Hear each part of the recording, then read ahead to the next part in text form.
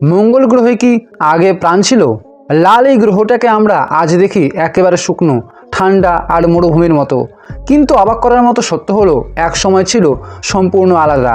সেখানে ছিল নদী, হ্রদ, এমনকি প্রবাহিত জলও। নাসা মঙ্গলের মাটিতে খুঁজে পেয়েছে জৈব অণু, যা জীবনের অন্যতম ভিত্তি।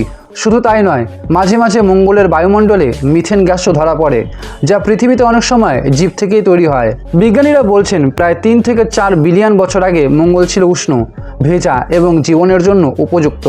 অর্থাৎ সেখানে ক্ষুদ্র মাইক্রোবিয়াল প্রাণ থাকা অসম্ভব নয়।